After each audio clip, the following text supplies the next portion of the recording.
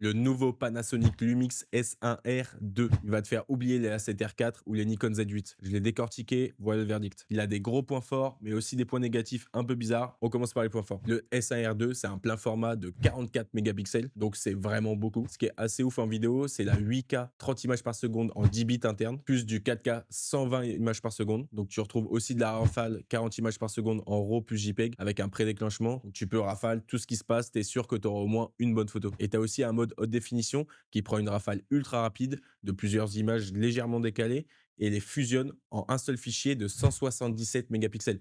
Donc c'est abusé. Il a un autofocus hybride à 779 points qui détecte les humains, animaux, voitures, les trains, les avions, enfin bref, il détecte tout quoi. Donc en résumé, il y a une stabilisation de mutant à 8 IL en photo et 7 IL en vidéo. Il a une visée ultra nette. Il a un mode 177 mégapixels utilisable. Donc pour le paysage, packshot, les affiches, enfin c'est ouf. Il a un prix versus spec de 3600 euros pour 44 mégapixels. Après, ce qui est pas ouf du tout, c'est les menus. C'est un vrai labyrinthe, c'est un enfer en fait. Globalement, bon, c'est mon point de vue, mais sur beaucoup de marques, ils sont très bons pour taffer les capteurs, la stabilisation, tout ce que tu veux. Mais les menus, c'est vraiment le stagiaire de troisième qui les fait quoi. Il a aussi son AFC encore un cran sous Canon et Nikon quand ça sprint, donc c'est pas ouf. La rafale électronique, parfois elle est à 32 ou 38 images par seconde, pas toujours 40. Donc voilà, ça c'est les seuls points qui sont pas top. Le magazine réponse photo met une note de 89 sur 100. Donc c'est quand même très très cool. Et donc, il est pour qui ce boîtier? Bah, pour les créateurs en vidéo qui veulent de la 8K sans vendre un rein, pour les photographes studio paysages qui rêvent de 177 mégapixels